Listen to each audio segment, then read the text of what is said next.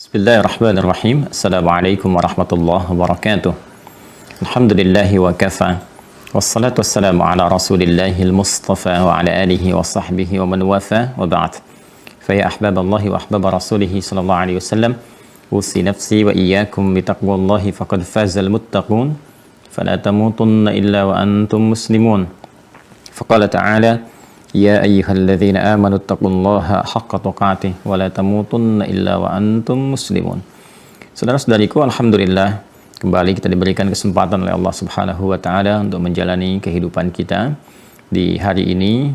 Alhamdulillah kita akan mencoba meniti jalan demi mewujudkan apa yang kita harapkan dengan cara mendalami tuntunan ajaran dalam syariat Islam, dan alhamdulillah diberi kesempatan kita untuk mengaji kembali bab akidah.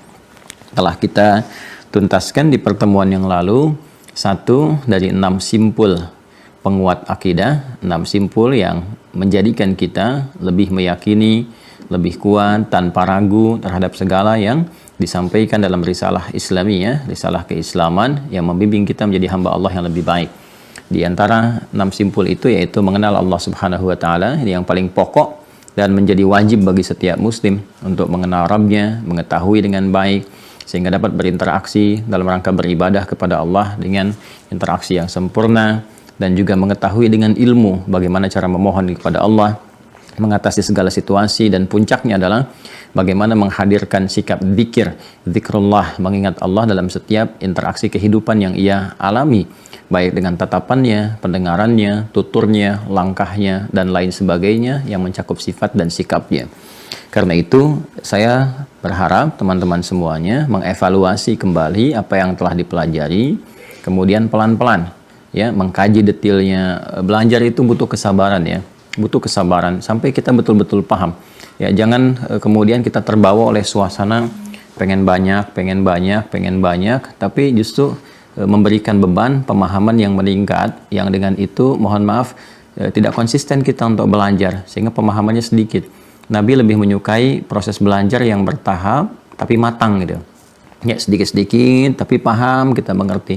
Itu yang coba kita hadirkan manhajnya. Jadi kita mencoba menggali sampai ke pemahaman, pelan-pelan evaluasi, nanti baru berpindah kepada materi-materi berikutnya. Karena itu saya sarankan sebelum kita berpindah kepada simpul yang kedua, setiap kita ya tanpa kecuali mesti memaksa diri untuk mengevaluasi. Saya sudah berikan contoh di pertemuan yang lalu bagaimana kita bisa tampilkan istilah-istilah saja, kata-kata, tapi kita sambungkan satu-satu ya. Dari mulai materi awal, hadirkan apa nih, clue-nya apa gitu kan.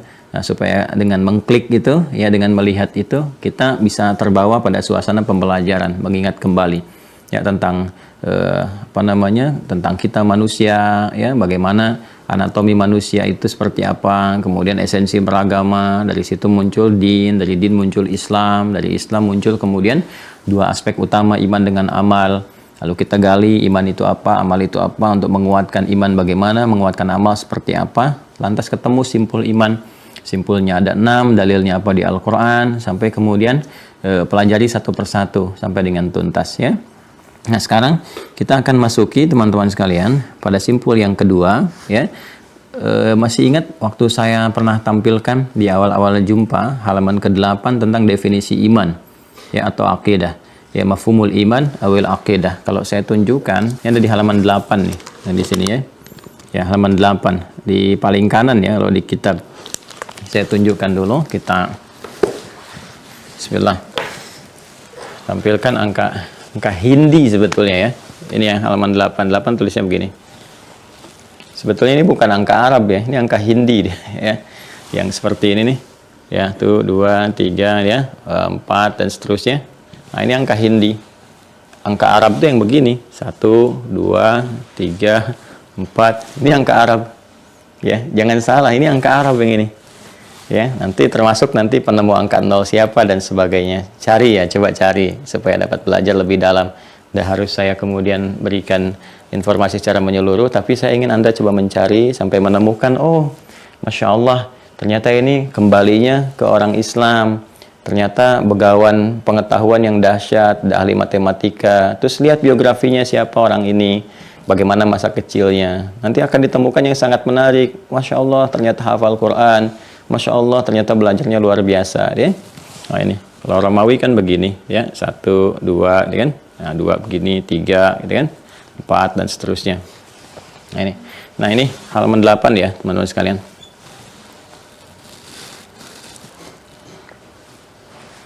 Sudah? Nah, mafhumul iman awil aqidah, definisi atau pengertian iman atau aqidah. Ya, definisi iman atau aqidah. Wa mafhumul iman awil aqidah yantazimu sittata umurin. Ada itu ya. Mafhumul iman wa mafhumul iman awil aqidah yantazimu sittata umurin. Masih ingat ya? Definisi iman itu atau aqidah, ingat kalau iman itu menunjuk pada aspek keyakinan tanpa ragu sedikit pun. Ya, orangnya disebut mukmin. Kalau masih ada ragu-ragu, berarti menunjukkan lemah iman. Ya, jadi sifat orang beriman itu semakin kuat imannya, apa saja yang disebutkan kepadanya dari nilai syariat, dia yakin. Walaupun dia belum mengerti, karena terbatas informasi yang dia dapatkan, ilmunya belum cukup, ya, maka dia yakin dulu. Yakin aja dulu, nanti hikmah datang untuk membantu, membimbing akal, untuk memahami apa yang diberikan petunjuknya oleh tatanan syariat itu. Nah, itu sifat orang beriman. Nanti semakin tinggi imannya, jangankan diinformasikan sesuatu untuk diamalkan, misalnya diperintahkan atau dilarang, dia baru dengar perintah saja sudah bergetar hatinya, ya, dan ada getaran iman dalam jiwa. Jadi ada semacam konektivitas yang tinggi. Itu yang dimaksudkan di Quran surah ke-8 Al-Anfal di ayat yang kedua. Innamal mu'minuna alladzina idza dzukirallahu wajilat qulubuhum wa idza tuliyat 'alaihim ayatuhu zadathum imana wa 'ala rabbihim yatawakkalun. Sungguh insan beriman yang sejati itu cirinya bila disebutkan nama Allah ada getaran dalam jiwanya, dan jika dibacakan kepadanya ayat-ayat Allah yang bertambah keimanannya. Itu baru dengar aja ada tambahan iman. Nah, apa cirinya? Wa 'ala rabbihim yatawakkalun. Ya, lalu dia terkoneksikan dengan Allah Subhanahu wa taala dengan koneksi yang tinggi, konektivitas yang tinggi, tersambung gitu ya. Nah, jadi terbawa kehusyuan dan seterusnya. Nah, ini kalau disebutkan kata iman, kalau disebutkan kata akidah, sekali lagi itu ikatannya. Bagaimana ikatan itu kuat ya, dalam diri kita, sehingga dengan kekuatan itu, simpul-simpul iman ini akan membangun amal kita untuk berkreasi. Ya, membimbing dengan cahaya imannya itu bagaimana seluruh fungsi tubuh kita itu digerakkan. Mata menatap bagaimana, lisan bicara bagaimana, itu simpulnya harus kuat. Semakin kuat, semakin bagus nanti tampilan sifat dan sikapnya, berwujud perilaku. Orang beriman itu nampak pada amalnya. Kalau Anda ingin melihat orang beriman, lihat amalnya. Ya, karena representasi atau refleksi iman itu nampak pada amal. Al-iman wal amal, ya. Nah, ini makanya kita menguatkan akidah supaya amalnya bagus.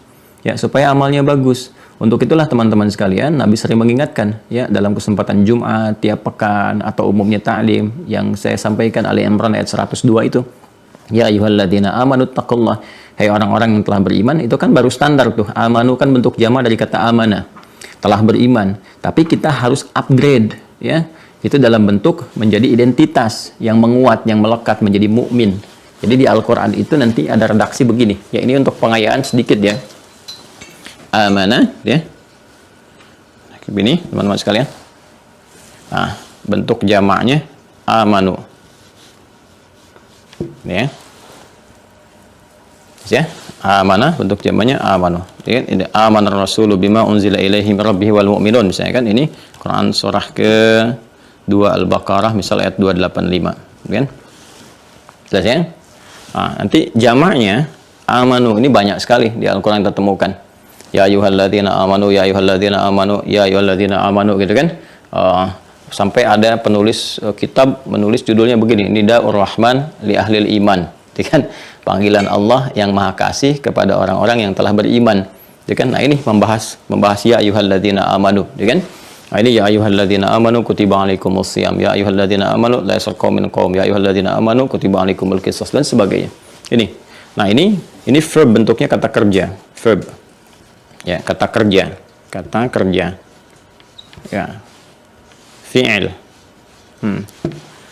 Kalau kata kerja artinya apa? Menunjuk pada pekerjaan, gitu kan? Ya, namanya kata kerja, menunjuk pada perbuatan, pada amal. Tuh, amal itu kan bahasa Arab, ya kan?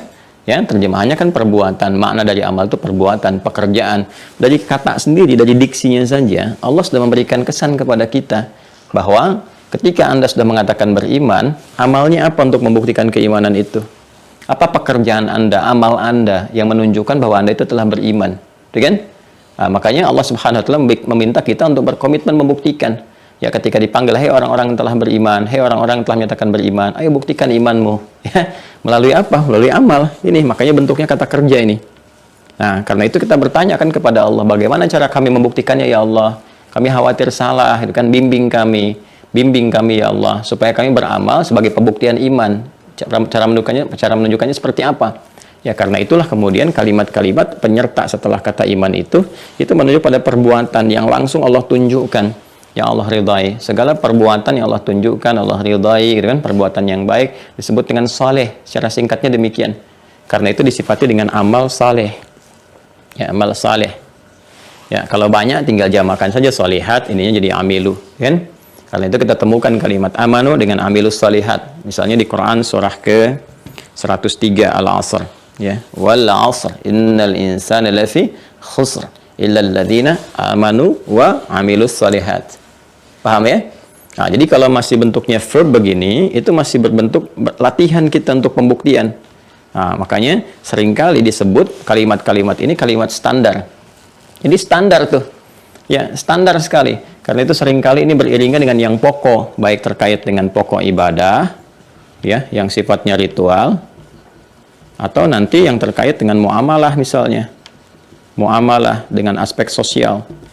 Nah, ini sebagai pembuktian iman. Jadi ada yang sifatnya ritual. Nah, seperti misalnya apa? Kalimat puasa kan dibuka, perintah puasa dibuka dengan kata amanu. Ya ayyuhalladzina amanu kutiba alaikumussyam. Kan?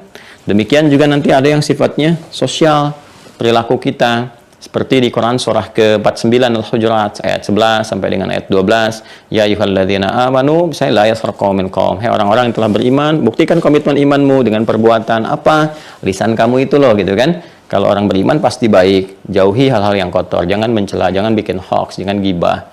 Ya, Al-Maidah ayat 1 itu kan ini, ya ayyuhalladzina amanu aufu bil uqud.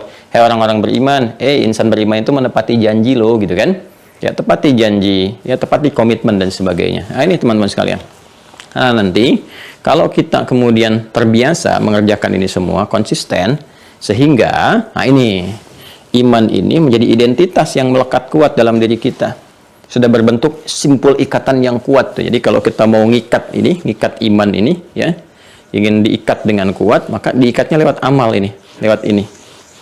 Ya, ini sudah kita tuntas, kita hatamkan ini ya, untuk menguatkan ini. Ini saling sinergi kan satu dengan yang lainnya, sekaligus menjadi parameter tingkat kekuatannya. Jadi kalau semakin diikat, semakin kuat, ya apalagi ditopang dengan pengetahuan yang kuat, jadi ikatan yang kokoh, ya, mencengkram di dalam jiwa kita itu. Kalau sudah melekat kuat, nanti ini berubah jadi bentuk identitas. Kalau sudah identitas kan ke kata benda. Ya, identitas kan ke kata benda, tidak menunjukkan kata kerja. Karena kata kerja itu lebih menunjuk kepada sifat, lebih kepada perbuatan yang menyifati akan seseorang, gitu kan. Bisa dilihat karakternya, cirinya dari perbuatannya salah satunya, dinilai dari situ. Tapi kalau sudah kemudian jadi kebiasaan, maka itu melekat jadi satu identitas. Ya, gampang kok kalau kita lihat, misalnya ini ada orang rajin baca terus. Saat baca itu kan masih perbuatan, ya kan? Tapi kalau dia setiap hari baca ke perpustakaan, ke ini, nemu bacaan di jalan, diambil, dibaca, nah orang akan merubah dia dalam bentuk identitas. Dia kutu buku tuh, gitu kan? Ya, melekat kuat dengan itu. Nah, ini sama ya, itu sudah hukum umum, ya hukum umum. Maka ini akan berubah jadi bentuk identitas. Kalau sudah ke identitas, maka menjadi kata benda. Ya, noun, gitu kan? Dibacanya pakai bahasa Inggris ya, noun, bukan bahasa Sunda, noun, gitu ya. Jadi ini kesini sudah jadi isim, ya kan? Nah, karena dia pelaku, memiliki sesuatu pelaku, maka ya jadi subjek, isim fa'il, ya. Amana yu'minu, isim fa'ilnya ya mukmin. Amana yu'minu imanan fahuwa mu'min, ya kan? Mukmin. Nah, begini. Ya, untuk membedakan dengan yang lainnya pakai alif lam, al-mu'min. Inilah yang dimaksudkan, bukan yang lain. Al ini yang melekatkan perbuatan ini. Menunjuk pada perbuatan ini. Ini. Tuh, ya. Ada alnya. Makanya surah 40 surah Al-Mu'min, bukan surah Mu'min. Al-Mu'min gitu kan, Ghafir atau Al-Mu'min, gitu kan. Surah ke-23 kan jamaknya Al-Mu'minun, bukan surah Mu'minun. Kenapa? Al ini menunjukkan hasil yang diperoleh dari sini, dari perbuatan. Ya, singkat tapi padat gitu. Yang dimaksudkan yang ini loh, yang telah berusaha untuk meniti amal-amal baik ini demi menguatkan iman, sehingga merubah status dia dari sekedar amanu atau amanah bentuk tunggalnya menjadi Al-Mu'min atau jamaknya Al-Mu'minun. Kan? Al-mu'minun seperti ini. Karena itu ketika Allah menerangkan al-mu'minun ini, teman-teman sekalian, itu disebutkan ya hasilnya begini gitu ya. Apa yang dia peroleh? Jaminan. Jaminan apa? Ini jaminan kebahagiaan, jaminan kekuatan, ya, jaminan kedamaian, ketentraman dan sebagainya. Jadi kalau kita belum merasakan, kita menyatakan kamu sudah beriman belum? Saya beriman, tapi kita belum merasakan kelapangan itu. Ya, baru ada sesuatu yang kecil sudah gelisah, sudah nggak enak, sudah cepat begini begitu. Berarti ini harus kita terus naikkan ini kualitasnya. Ya, nanti Allah akan mengecek setiap hari untuk kita bisa melihat apakah saya sudah naik ke level ini atau belum. Ya, kalau disebutkan nama Allah ada getaran. Nanti kita bisa melihat apakah saat disebutkan atau sebelum disebutkan atau jauh bahkan sebelum disebutkan kita sudah menyiapkannya. Makanya panggilan-panggilan adzan yang menyebutkan nama Allah dilekatkan dengan waktu sholat amalan itu bisa digunakan sebagai parameter iman. Ya, ketika Allah menyampaikan di penutup surah ke-4 ayat 103. Ya, surah keempat An-Nisa di akhir ayat 103. Inna sholata kanat 'alal mu'minin, tuh 'alal mu'minina kitaban mawquta. Sungguh bagi insan beriman itu salat itu dia telah tahu waktunya. Ya, diketahui waktunya bagi mukminin tuh. Allah tidak mengatakan alladzina amanu tapi mukminin.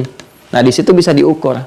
Ada orang yang baru selesai subuh barusan tadi, dia sudah menyiapkan lagi salat duhur jam berapa nanti ya gitu. Ada yang lebih dahsyat, nanti tahajud jam berapa nih malam ini. Ya, padahal dia baru tahajud tadi, baru subuh, udah ingat tahajud lagi. Nah, itu tingkatnya tinggi nih. Ya, tingkatnya tinggi.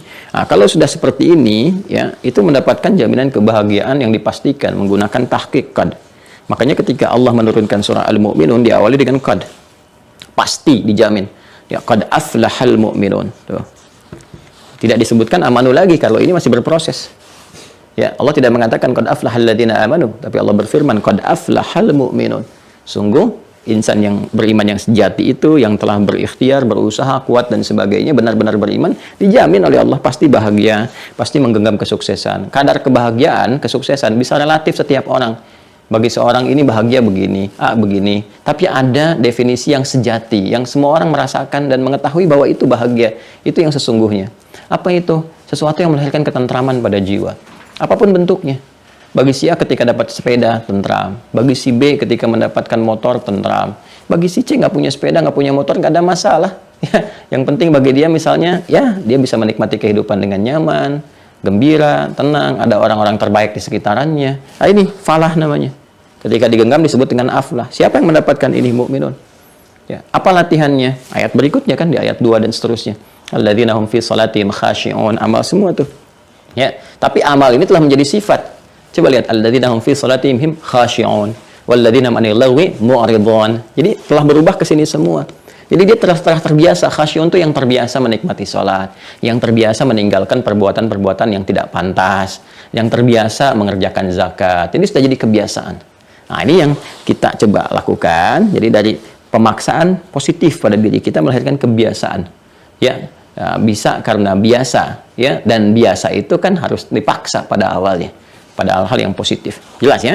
Nah, untuk menguatkan simpul ini, kalau ingin lebih kuat lagi, lebih dahsyat lagi, kan ada orang yang berlatih, ya, kuat, bagus, cuman ilmu kurang, sehingga mudah disimpangkan. Ya kan? Nabi kan pernah memberikan isyarat juga, bahwa ada di kemudian hari yang terlihat orang-orang seperti bagus ibadah, tapi kurang ilmu. Akhirnya nekat berbuat sesuatu yang tidak benar. Ya, ada dorongan-dorongan dalam dirinya berbuat sesuatu yang salah gitu. Ya, saya beri contoh kan kita dapati. Ya, kalau ke kondisi kekinian, kok ada orang berusaha meningkatkan iman, belajar, tapi bisa jadi saling mencela, puncaknya saling menyakiti, gitu kan? Sisi lain tuh. Nah, ini belum masuk ke tahap ini, karena kalau yang begini nggak begitu. Kalau yang begini nggak begitu, gitu ya. Kalau yang betul-betul beriman level ini nggak akan mungkin muncul tanda-tanda tadi. Dia masih di sini, dia belum masuk ke sini. Nah, karena itu untuk menguatkan lebih mantap lagi bagaimana cara beriman yang bagus kan, kemudian bisa mengimplementasikan iman lewat perbuatan, nampak kebaikan dan sebagainya, mesti ditopang dengan ilmu. Ya. Nah, ilmu ini nanti yang memberikan satu perbedaan kepada kualitas iman. Jadi kalau sudah ditopang lewat ilmu, ibadahnya tuh bisa luar biasa. Yang kedua, argumentasi kuat di soal dari sisi manapun, dia bisa mempertahankan keimanannya, bahkan bisa menjelaskan kepada orang lain ya dengan cara yang lugas, dengan baik dan sebagainya. Ini pentingnya. Dan kita sudah bahas ini, ya ada 6 simpul. 6 simpul ini dikenal dengan rukun. Ya, yang pertama sudah kita selesaikan. Kemudian yang kedua kita akan masuki, yaitu apa yang telah kita sampaikan secara umumnya. Ma'rifatu bima wara'a hadzal alam, itu kan? awal alam ghairil manzur, mengetahui ya segala hal yang terkait dengan kehidupan kita yang tak nampak ya dalam pandangan kita secara kasat mata. Ya, setelah kita beriman kepada Allah urutan pertama, kita akan masuki kepada bagian yang kedua, ya, yaitu apa yang akan kita urai saat ini. Jadi, apa yang ingin saya sampaikan dengan mengulas ini sedikit ya dari apa yang telah kita bahas, saya menginginkan bahwa coba pelajaran simpul pertama sudah terasakan belum nikmatnya? Ada perbedaan nggak gitu? Ya, karena itu kan diakhiri dengan praktek. Saya selalu mendorong kepada teman-teman semua, diri saya pribadi, ya coba kita praktekkan dulu. Praktekkan yang kemarin itu, sebut nama Allah dengan apa yang telah kita pelajari. Nanti ada perbedaan nggak? Ya, puncaknya merasakan gitu ketersambungan kita dengan Allah Subhanahu wa Ta'ala dalam pengawasannya, perhatiannya. Itu cirinya nanti ada perbedaan ketenangan di jiwa.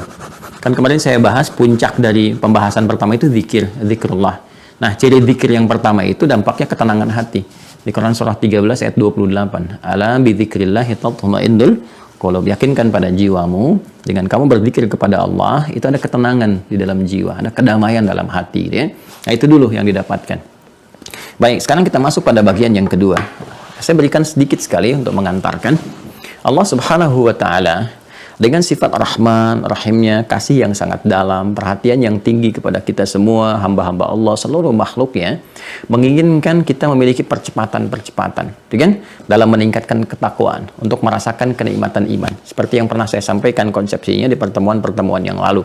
Bagaimana dengan takwa itu bisa menguatkan iman, bagaimana kalau iman itu semakin kuat ada kenikmatan, apa yang disebut dengan halawatul iman, sehingga ada kebahagiaan-kebahagiaan dirasakan, kesuksesan misi dunia, bahkan satu hal yang Allah sampaikan bahkan sejak Adam pertama diturunkan beserta istrinya, jaminan yang diberikan tentang keadaan saat mereka beraktivitas di dunia termasuk anak cucunya.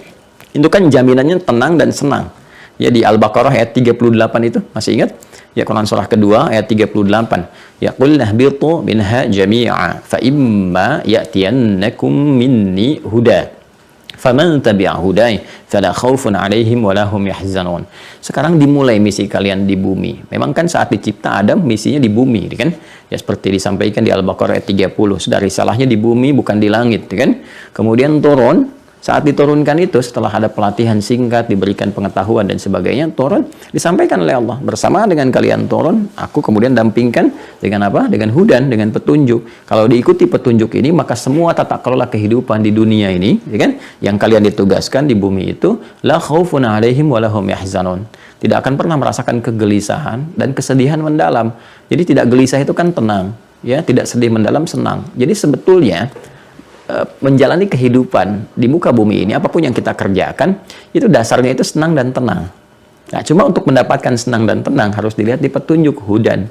Ya, hudannya ada di mana? Sekarang kita dapati Al-Quran. Ada di situ semua. Allah yang sudah memberikan pedomannya kepada kita. Nah, ini harus kita punya basic ilmu untuk membaca itu semua. Ternyata kunci yang paling utamanya, salah satunya ada di mana?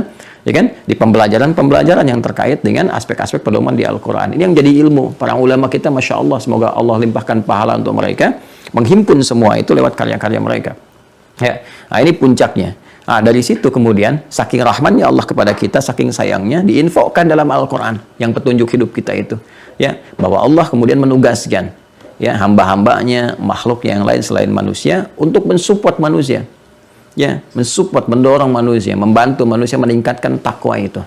Kemudian juga membantu, mencatat amal-amal mereka, gitu kan? Mudah bagi Allah untuk menyampaikan. Allah sangat maha mengetahui, sangat maha mengetahui. Kan? Ya, sebetulnya kalau sudah pakai maha, nggak usah pakai sangat lagi. Tapi kadang-kadang harus ditekankan sesuatu yang mendalam di rumus bahasa kekinian, ya, untuk bisa memberikan satu penguat yang tinggi. Seperti inna ditambah kod lagi, gitu kan? Lam ditambah kod lagi untuk menguatkan betul. Ya, kan orang kalau sudah mengatakan sangat penting, nggak usah pakai amat lagi, kan? Tapi ada orang kini mengatakan amat sangat penting untuk menekankan sesuatu yang sangat luar biasa. Nah, jadi Allah sangat maha mengetahui gitu. Ya, udah cukup gini, nggak usah bantah lagi. Tapi untuk bisa memberikan sifat keadilannya, ya kan? Supaya ada pembuktian-pembuktian, supaya manusia juga nggak mengelak dengan lisannya, nggak membantah dengan sendirinya. Ini ada buktinya nih, kamu mengerjakan ini begini, ini begini. Ya, untuk menunjukkan keadilan Allah, dan dengan sifat rahmannya Allah berikan syafaat, berikan ampunan bagi hamba-hamba yang mau kembali, dan disaksikan oleh pembuktian makhluk-makhluk yang lainnya. Ya, ini menunjukkan keagungan Allah, membuktikan kerahmanan Allah, ini kan? Ya, beda kan ketika Anda melakukan perbuatan, walaupun ada hakim sudah dapat info, dalam dunia kita, walaisa kamitslihi syai', nggak ada yang serupa dengan Allah tingkat keagungannya. Ya, ada seorang diduga misalnya kan, jadi terduga naik tersangka. Ya, dari tersangka kemudian jadi terdakwa. Ketika terdakwa kan kemudian disidang. Sebetulnya kan hakim sudah dapat informasi sebelumnya dari sini, kasusnya udah masuk saat P21 itu kan, kemudian ke kejaksaan kan, berkas sampai kan ke pengadilan, dipelajari semua, hakim sudah tahu. Ya, tapi kan nanti ada pembuktian tuh. Jaksa, penuntut misalnya kan, sebelum menuntut itu kan menghadirkan saksi, pengacara, pembelaan begini, terdakwanya ada di situ. Sampai nanti hukuman muncul, putusan muncul, apakah jadi terpidana ataukah bebas murni dan sebagainya. Kan? Hakimnya tahu. Tapi untuk menunjukkan keadilan yang objektif, ada pembelaan bisa membela, saksi yang lain ada, sehingga nanti terdakwa nggak mengatakan, hakim kok mutusin sendiri, buktinya apa? Saksinya siapa? Anda dapat info dari mana? Gitu kan? Nah, itu sifat manusia begitu karakteristiknya. Karena itulah dengan keadilan Allah Subhanahu wa taala mudah bagi Allah memutuskan. Nah, cuma manusia kemudian diberikan satu sifat oleh Allah Subhanahu wa taala yang dengan itu bisa menatap keadilan Allah. Dihadirkan nih. Ya, diciptakan nih catatan kamu dulu begini. Ini tayangkan tuh videonya, ini kamu begini gitu, ditampilkan oleh Allah. Disaksikan, ada penguatnya dan sebagainya. Ini provokatornya yang begini, kenapa kamu ikuti? Padahal aku turunkan ini. Ada yang menyaksikan, sehingga dia nggak bisa mengelak, gitu kan? Malu sama Allah, gitu kan? Saat malu dan putus harapan itu, tiba-tiba Allah mengatakan, aku ampuni dosamu. Ya, karena engkau ada iman dalam jiwamu, ternyata engkau punya sahabat yang suka mendoakan, ternyata engkau punya amalan begini, ternyata engkau ketika ditimbang begini, bisa terjadi demikian. Dan rahmat Allah terasakan dengan kuat. Nah, di antara makhluk yang Allah ciptakan, dengan yang punya tugas-tugas tertentu, yang sebelumnya mereka juga diciptakan sebelum kita, ada yang macam-macam, ya, tupoksinya, ya, tugas pokok aksinya itu beda-beda gitu ya. Ada yang tugasnya bertahmid saja, kemudian mensucikan Allah saja, ada yang di arash, ada yang macam-macam. Ya, makhluk itu yang dikenal dengan malaikat namanya. Dikenal malaikat. Materi penciptaannya dari nur, cahaya, dari keterangan hadis Nabi Sallallahu Alaihi Wasallam, dan sifat bawaannya adalah sifat takwa saja. Ya. Jadi ini supporter kita yang paling tinggi ya, dengan berbagai klasifikasinya. Jadi yang kedua yang kita pelajari, kita akan belajar tentang malaikat. Nah, ya. Nah, jadi saya ingin satu-satu dulu untuk menerangkannya. Nah. Ya kan? Materi penciptaan manusia, malaikat ya, berbeda tentunya dengan manusia, juga dengan jin, ya kan? Jadi malaikat lebih awal. Nabi menyampaikan diciptakan dari nur, ya, nur, cahaya. Berbeda dengan jin. Kalau jin dari api yang menyala-nyala, ya, api yang bergolak, ya kan? Di Quran surah ke-15 Al-Hijr ayat ke-27, wal janna khalaqnahu min qablu min naris samum. Sedangkan kalangan jin, bangsa jin, jan itu salah satu bentuk jama dari jin. Bisa jan, bisa juga dengan jinnah, ya kan? Minal jinnati wan nas. Bisa jan, bisa jinnah, ya. Baik, itu bentuk jamaknya. Wal janna, dan kalangan jin itu kan kami ciptakan sebelum manusia. Jadi urutannya malaikat, ya kan? Malaikat, kemudian jin, kemudian setelah itu baru manusia, bashar. Makanya di ayat 28-nya ini bashar disebutnya. Bashar itu nanti untuk menentukan perbedaan materi antara malaikat dengan manusia. Ya. Baik, yuk kita lihat teman-teman sekalian. Jadi ini materinya dari nur, cahaya. Jin itu nar, tuh lihat, nur, nar. Beda ya. Kalau ini nur, cahaya, ini nar, api yang bergejolak. Ya. Kalau ini tin, beda sendiri tuh. Ya. Ini tin. Sudah dari satu bahan tanah ya tertentu gitu. Nanti banyaklah yang kita bisa dapatkan. Nanti kalau sudah masuk ke sini kita akan terangkan min solsoli min hamain masnun bagaimana dan seterusnya sampai kita ketemu bahan-bahan materi dasarnya. Baik, ini dulu ya. Jadi ini lebih awal karena itu dimensinya lebih tinggi. Ini di atas ini pun di atas ini gitu ya. Ya, di atas itu dalam pengertian dari sisi dimensi berdasarkan aspek materi. Jadi kita kan nggak bisa ngelihat jin ya, nggak nampak kan dan sebagainya. Dan ini pun sama, ini kesini tuh lebih tinggi malaikat itu posisinya. Ya, wallahu a'lam bagaimana keadaan dan sebagainya karena bukan alam kita. Ya, tapi keadaan yang nanti kita akan lihat di paparan ayat-ayat Al-Quran, informasi yang sampai kepada kita, kita akan melihat bagaimana alam malaikat Allah tampilkan kepada kita, ya kan? Dan seperti apa kemuliaan-kemuliaannya. Demikian gambarannya. Kemudian sifat bawaannya, sifatnya itu takwa, diciptakan dengan takwa saja. Di materinya nur, cahaya, ya cahaya. Ini ada yang menarik, itu Ibnu Sina, atau yang di barat dikenal dengan Avicenna, ya, pernah menganalisis tuh pergerakan malaikat dalam Al-Quran. Karena beliau kan memang di sains ya idenya, walaupun hafal Quran itu, hafal Quran, paham tafsir dan sebagainya, rajin sholat, kalau lupa itu 2 rakaat sholat, ingat apa yang dilupakan. Jadi bawaannya kembali kepada ibadah, ya kan? Kadang-kadang banyak manusia sekarang lebih hebat daripada Ibnu Sina. Ya, sholat nggak ingin mengingat yang dilupakan, ingat semua tuh. Kalau orang dulu tuh lupa sesuatu, sholat dia, kemudian dia ingat. Kalau orang sekarang dia sholat, semua yang nggak ingin diingat pun ingat. Itu luar biasa. Ya. Nah, yang menarik teman-teman, beliau menganalisis tuh. Misalnya di surah Al-Ma'arij juga di Sajdah, bagaimana malaikat yang ditugaskan bolak-balik itu ngurusin urusan dunia, melapor kepada Allah, menyampaikan sesuai dengan hikmah tertentu. Ya, karena dilihat diciptakan dari cahaya, kemudian dilihat ayatnya 1 harinya sama dengan 1000 tahun dan sebagainya, dihitung tuh. Ya, di kitab Al-Basair namanya. Hitungan itu yang menjadikan pecahan dengan kecepatan cahaya. Yang kelak ada yang menduga itu ditemukan oleh Einstein, kemudian dari situ belajar, ditemukan teori relativitas, I sama dengan MC kuadrat itu. IMC kuadrat dikembangkan kemudian ya. Nah, nanti kalau ada kelas-kelas di pengetahuan, saya akan tunjukkan kitab-kitab klasik. Ini loh kitabnya nih. Ini yang Qadun fil Tib, ini Asy-Syifa, ini Al-Basair, dan yang macam-macam. Ini yang ditemukan oleh ilmuwan barat yang ini. Kemudian ada yang copy paste langsung, ada yang mengembangkan, ada yang macam-macam. Nanti supaya anak-anak kita sekarang tahu asalnya dari mana, kan jarang sekali digali seperti itu. Sekarang masih banyak diterjemahkan, diriset, digali, itu kitab-kitab orang dulu. Ya, orang-orang hebat di masa lalu. Tentu kita menghargai karya-karya orang sekarang dan sebagainya, tapi akan lebih hebat kalau kita mengetahui akarnya. Ya, dan dengan itu kita bisa kembangkan lebih dalam. Nah, ini sifatnya takwa. Nah, sedangkan takwa itu kan sumber kebaikan, sifat-sifat baik yang di awal sudah saya pernah terangkan. Ya. Jadi kalau sudah takwa, itu pasti jalannya baik saja, baik gitu kan. Nah, ini yang kemudian menjadikan malaikat tidak punya potensi keburukan. Ya, di Quran surah ke-66 At-Tahrim, ya, di ayat yang ke-6. Kalau Anda baca pertengahan sampai akhir ayatnya, Anda akan temukan, perhatikan kalimatnya, perhatikan ayatnya, la ya'sunallaha ma amarahum wa yaf'aluna ma yu'marun. Ya.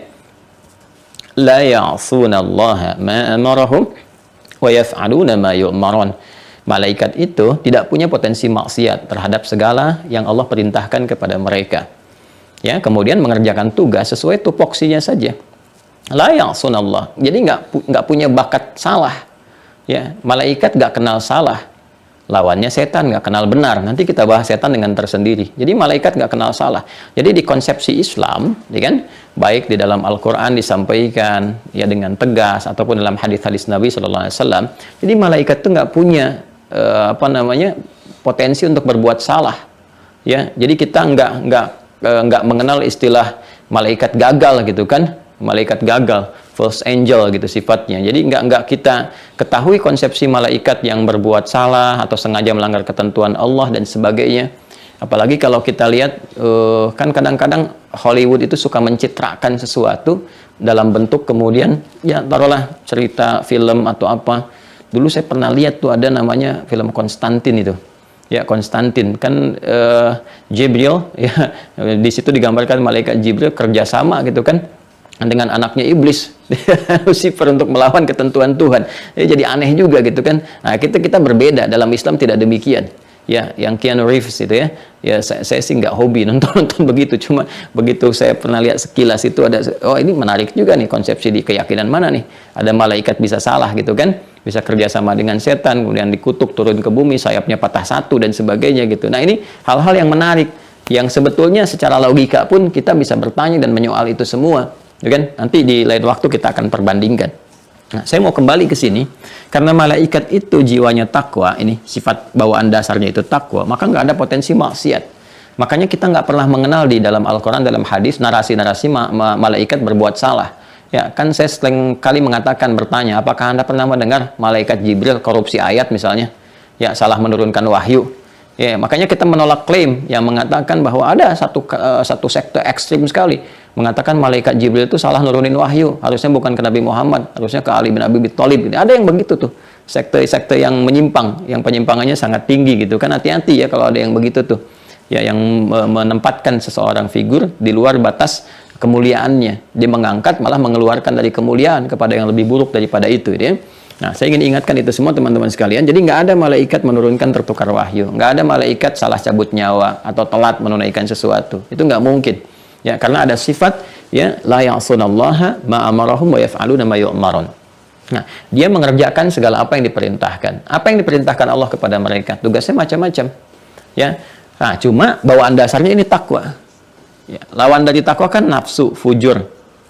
Fa'alhamaha fujuraha wa taqwaha. Ini fujur ini kan nama lainnya nafsu, sering kita kenal dengan nafsu. Makanya malaikat itu tidak ada nafsu. Ya, tugasnya begitu saja, nggak ada dorongan nafsunya. Ya, jadi malaikat nggak makan, nggak menikah, ya. Ya, apalagi kalau yang netral saja nggak dilakukan karena dorongan nafsu kan, nggak ada malaikat berpasangan. Ya, Jibril istrinya siapa? Nggak ada kita dengar begitu. Ya, malaikat maut misalnya kan pernah menikah? Tidak juga. Jadi nggak ada bawaan nafsu. Kemudian juga tidak makan, tidak macam-macam dan sebagainya. Makanya ketika Nabi Ibrahim alaihissalam kedatangan tamu malaikat yang sebetulnya akan datang ke tempat Nabi Lot, keponakannya, mampir ke tempatnya Nabi Ibrahim untuk memberikan satu hikmah, pelajaran kepada kita. Di surah Adz-Dzariyat itu kan, dari ayat 24 sampai dengan 30. Kan kisahnya dihidangkan makanan, cuma nggak makan kan. Karena memang nggak ada sifat nafsu di dalamnya. Ya, nggak ada sifat nafsu.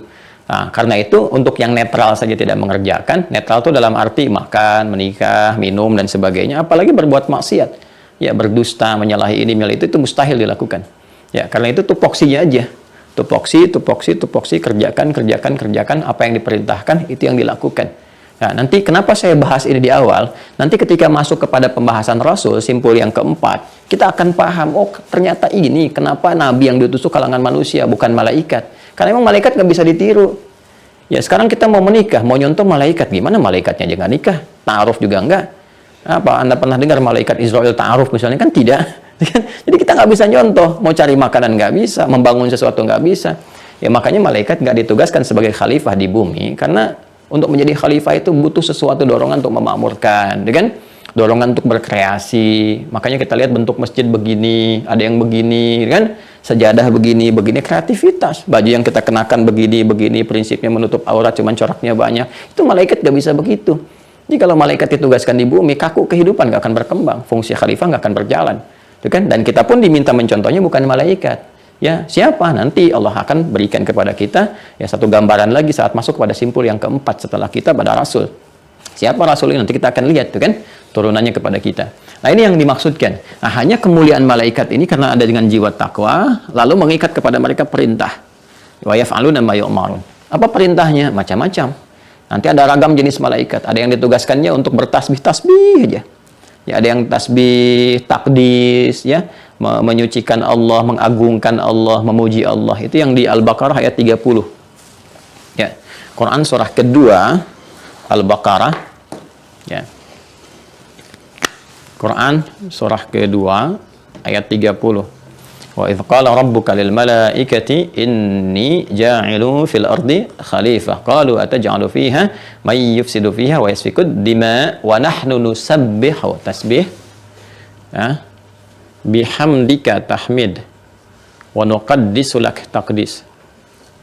Ya. Jadi ada malaikat yang tugasnya bertasbih aja terus tasbih subhanallah itu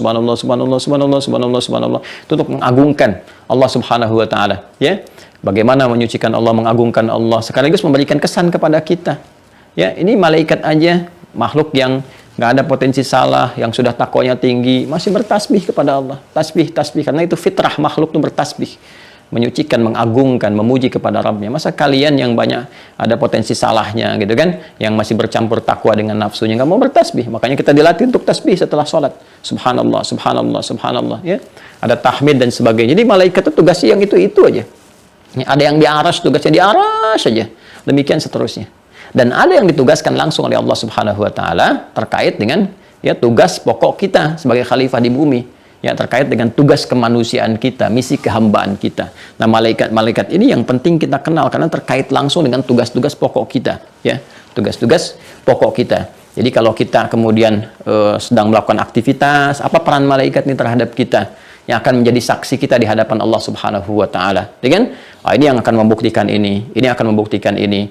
Ya, kemudian apa yang terjadi dengan aktivitas ini kalau kita mengerjakan, siapa malaikat yang berperan? Itu kita harus kenal. Ya, kenapa? Karena tadi saya sampaikan di awal bahwa karena rahman Allah lah, sifat kasihnya yang sangat dalam, rahim Allah lah, perhatiannya yang sangat luar biasa, menjadikan Allah ya menolong, membantu kita untuk mensupport jiwa takwa kita. Saat diciptakan ada jiwa takwa, ya kan? Saat yang bersamaan ada katalisnya, fujur, yang kita sebut dengan nafsu. Nah, mudah bagi Allah membiarkan manusia biar berproses saja sendiri gitu kan. Nah, tapi provokasi yang muncul dari setan, ya kan? Memprovokasi ini sifat fujur sehingga bergeser dari tugasnya untuk menjadi katalis mensupport takwa, malah dia berdiri sendiri. Ya, mengeluarkan sifat-sifat yang jeleknya. Nah, ini kan harus ada nih pembandingnya, ya kan? Ya, harus ada kemudian yang mengontrol ini, mengendalikan dan sebagainya sehingga jiwa takwa juga mendapatkan support yang positif. Ya, maka ditugaskan oleh Allah Subhanahu wa taala makhluk yang memang hanya ada kaitan dengan takwa saja. Siapa? Malaikat. Ya. Maka rahman Allah yang menjadikan kita itu ditolong oleh Allah Subhanahu wa taala dengan sifat rahmannya, ya, dibantu dengan semaksimal mungkin dengan cara yang sangat luar biasa, didorong kita untuk meningkatkan sifat takwa. Ya. Karena itulah kemudian kita selalu mendapatkan dorongan-dorongan kebaikan pada jiwa kita yang tanpa sadar sebetulnya kita merasakannya. Kalau nggak percaya silakan. Saat adzan berkumandang itu, kan ada getaran kan di jiwa kita, cepat, sudah adzan, siap-siap. Kalau tiba-tiba akan cenderung pada sesuatu yang kurang baik, diingatkan itu salah. Ya, kadang-kadang kita berdialog dengan jiwa kita. Nah, itu ada yang Allah tugaskan untuk bisa membangkitkan jiwa takwa supaya maksimal, walaupun nanti keputusannya kembali kepada keadaan kita, bergantung kepada latihan amal kita. Ya, ini yang akan menentukan kuat tidaknya sinyal takwa yang sudah kita bangun.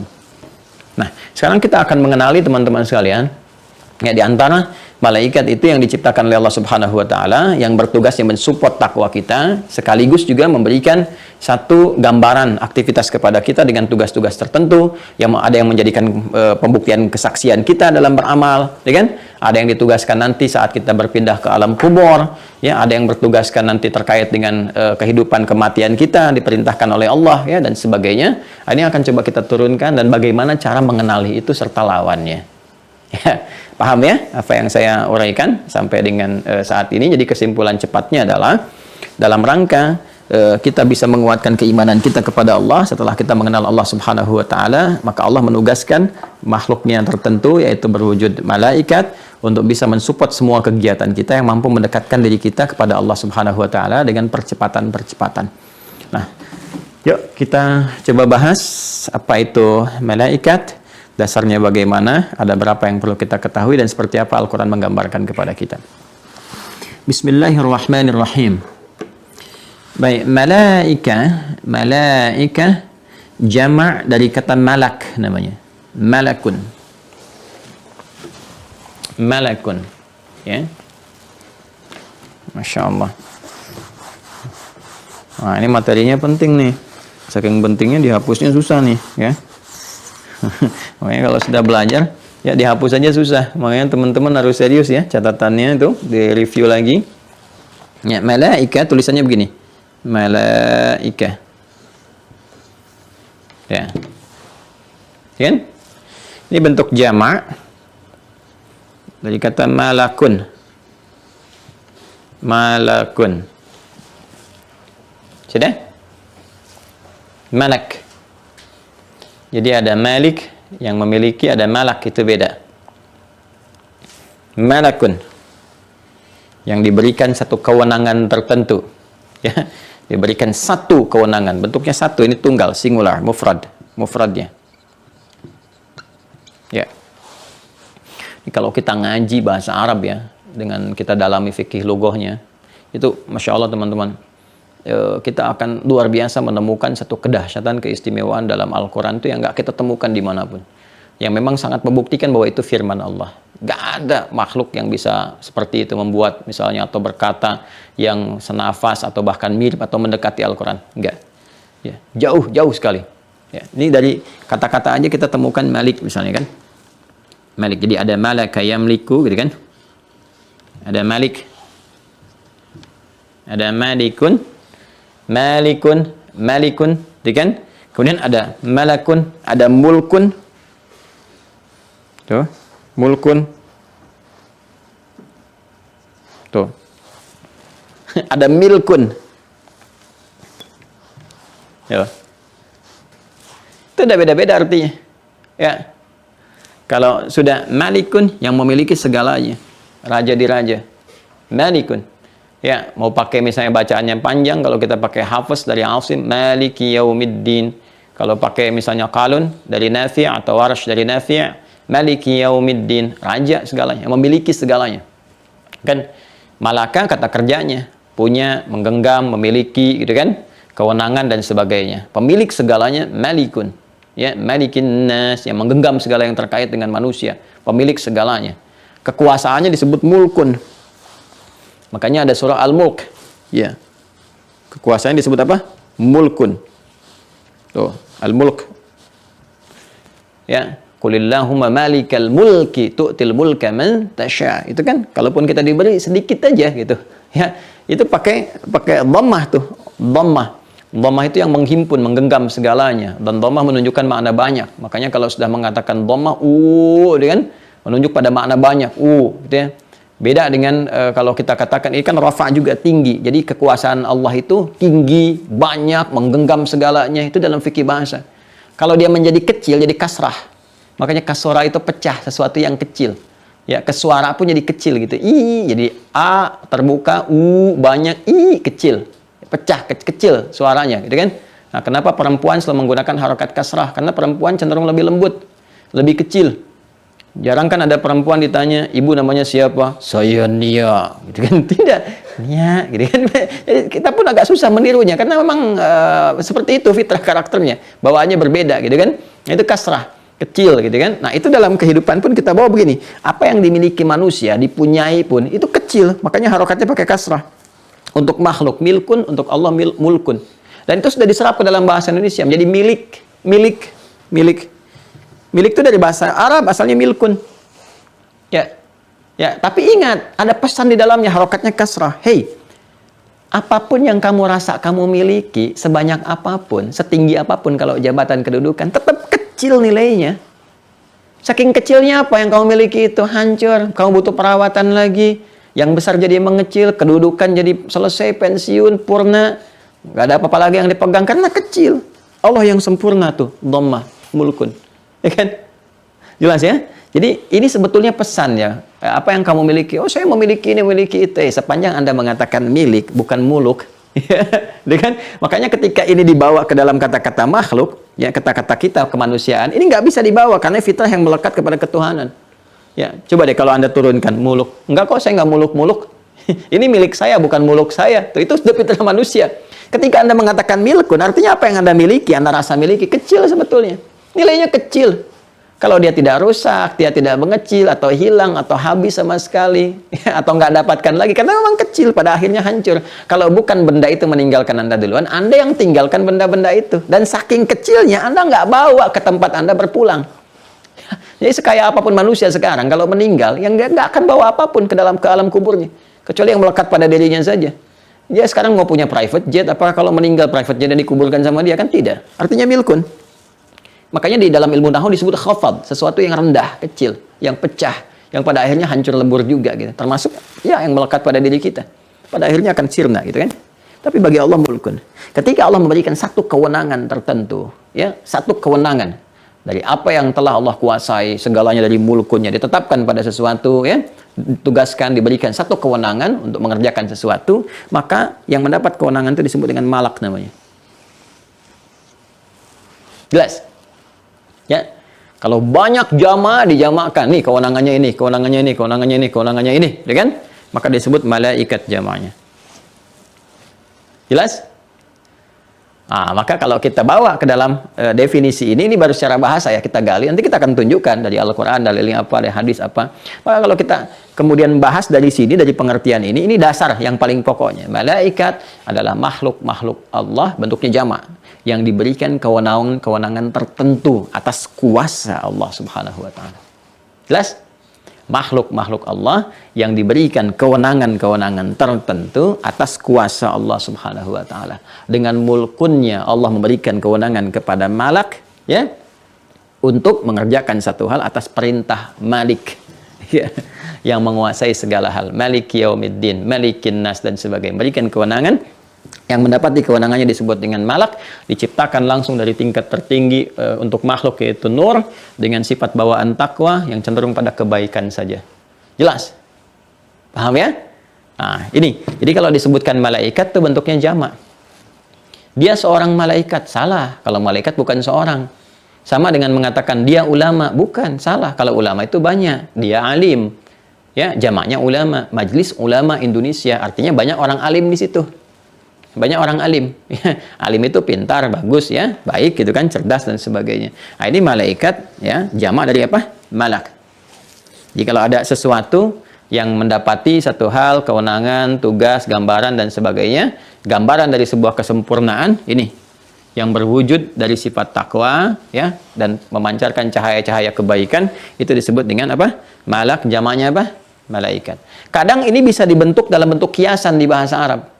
Ya, kepada sosok misalnya, kalau ada sosok yang tampil baik itu fisikal, misalnya fisiknya kayaknya memancarkan cahaya nur, itu kan digambarkan dengan yang baik-baik gitu kan. Kalau misalnya tampannya, waduh, udah kelewat standar lah gitu kan, kelewat standar dan sebagainya, tampan, terus kelihatan perangannya baik, bagus dan sempurnanya, itu seringkali di Arab itu mengatakan hadza malak gitu kan, itu bahasa kiasan. Ini kayaknya lebih mendekati malaikat gitu, itu bahasa kiasan. Ya, karena itu di surat Yusuf ayat 31, Quran surah ke-12 ayat 31. Nah, ini saya coba rubah ke bahasa yang agak keren dikit ya. Ketika para sosialita berkumpul, gitu kan? Ketika para sosialita berkumpul, ngobrol-ngobrol dan sebagainya, kemudian diberikan oleh salah satu pembesarnya satu buah dengan pisau dalam genggamannya, suruh diiris-iris, maka diminta keluar Yusuf. Yusuf keluar gitu kan. Begitu keluar mereka melihat, wah ini sih nggak normal, dalam tanda petik ya. Tampannya udah di atas rata-rata, di atas banget gitu kan, pancarannya, sikapnya, tuturnya, kebaikannya dan sebagainya. Wa qulna hasya lillahi ma hadza basyara in hadza illa malakun karim. Malak bentuknya tunggal. Ya, mereka berkata gitu kan, para sosialita itu kemudian langsung komen, oh ini sih Masya Allah gitu kan, maha sempurna Allah. Ini sih bukan manusia, ini kayaknya malaikat yang sempurna, yang baik, ya. Yaitu malaikat yang menyamar dalam raga manusia dan sebagainya. Itulah udah bahasa-bahasa itu, udah kiasan-kiasan melukiskan bagaimana kebaikan, pancaran-pancaran kemuliaan dan sebagainya. Itu Nabi Yusuf dilihatnya seperti itu, ya. Dan jangan salah, Nabi Muhammad itu berkali-kali lipat dari Nabi Yusuf alaihissalam. Jangan salah, Nabi Muhammad berkali-kali lipat. Kalau kita ngaji hadis, kan kita lihat itu berkali-kali lipat. Akhlaknya berkali-kali lipat. Makanya dipuji oleh Allah, wa innaka la'ala khuluqin 'azim. Fisiknya berkali-kali lipat, itu gagah luar biasa, itu kan. Fisiknya kuat, kan kekuatannya juga berkali-kali lipat dari nabi-nabi yang lainnya. Dari kesabarannya sempurna lah. Ya, sempurna gitu kan, semua yang Allah berikan untuk menjadikan perangkat kekuatan sebagai rasul yang terakhir. Karena kan untuk semua umat. Ya, nabi untuk satu kelompok aja tertentu, komunitas tertentu, ya punya kekuatan, apalagi untuk semua umat tanpa batas. Ya, nanti kalau sudah masuk Nabi Muhammad SAW, kita akan belajar dengan lebih dalam lagi. Ya. Nah, ini gambarannya teman-teman. Ya, in hadza illa wa qulna hasya lillahi ma hadza basyara in hadza illa malakun karim. Satu. Nah, jelas ya? Nah, ini gambaran. Jadi seringkali di Arab juga ada dibentukan kiasan, kan? Ya, dibentukan kiasan, gambarannya seperti ini. Nah, ini kalau sudah ada kata-kata kiasan, berarti itu majas, ya, bukan nyata. Hanya diberikan satu gambaran untuk menunjukkan satu keistimewaan tertentu. Ya, itu nanti di ilmu balaghah, di ilmu badi' namanya. Jadi ada ma'ani, bayan, badi'. Kalau Anda mengatakan kepada pasangan, misalnya suami ke istri, "Mamah cantik deh." Nah, itu biasa. Ya, "Mamah cantik seperti rembulan," itu biasa. Tapi kalau Anda katakan, "Mah, rembulan aja kalah sinarnya mamah malam hari ini," misalnya kan, atau pagi hari ini, itu udah luar biasa. Ya, itu namanya badi'. Ya, di ilmu badi' nanti ada majas-majas tertentu. Ya, ada yang menunjukkan keberanian. Wah, anda tuh lebih Anda tuh berani seperti singa, gitu kan? Tapi ada lagi untuk menunjukkan mubalaghah, lebih superlatif.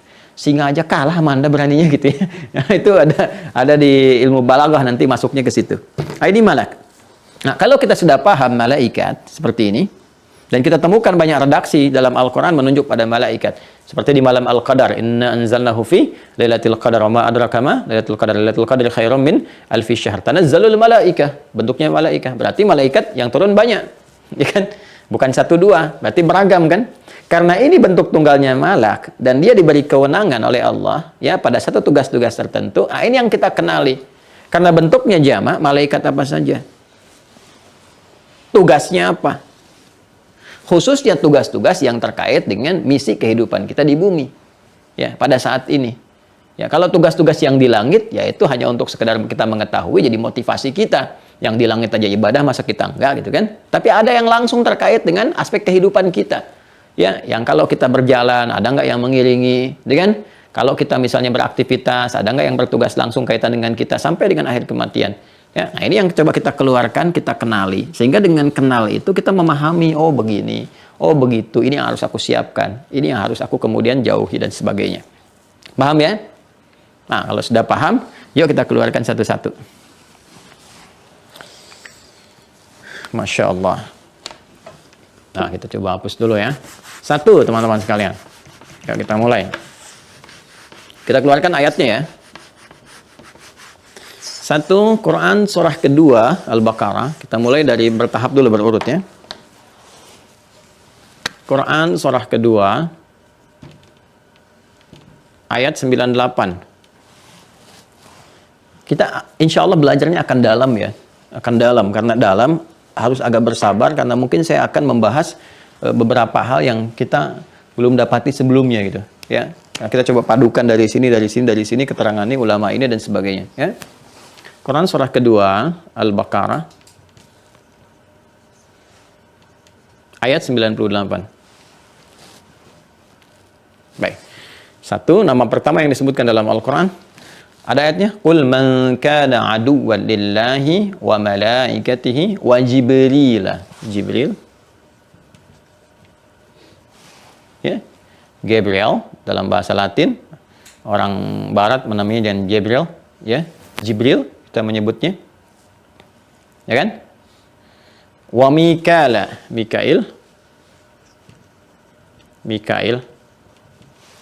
Michael di sana menyebutnya, atau Michel juga, ya. Mikail, ini di riwayatnya Warash dibacanya Mikail, ya. Di Hafs dibacanya Mikal, ya. Jibril wa Mikaila di dalam Warash, atau bahkan Qalun wa Mikaila. Makanya kita menyebutnya juga Mikail, ya. Di Eropa Michael, gitu kan? Michael, banyak kok nama-nama malaikat itu, nama-nama nabi juga di barat, di Eropa. Ya, dulu ada pemain Liverpool tuh yang kecil, Michael Owen, gitu kan? Nah, sekarang ada pelatih MU yang baru, Michael Carrick ya. Setelah Ole itu dipecat kemarin, kan Michael Carrick yang jadi caretaker-nya sekarang. Ya kan, langsung briefing Cristiano Ronaldo. Saya hafal tuh, apa nonton? Tidak. saya nggak nonton, cuma saya tahu ya. Liverpool menang 4-0, kemarin saya tahu. Cuma itu bukan kajian kita sekarang. Ya, ini ya. Jadi Jibril, Mikail. Pelan-pelan. Yuk, satu ayat dulu ya, satu ayat. Nanti kita turunkan lagi yang lain. Ya, sekarang kita belajar bagaimana cara membacanya. Apa tugas Jibril? Apa tugas Mikail? Ya. Tugas malaikat Jibril yang paling pokok, ya kan? Pertama adalah menurunkan wahyu.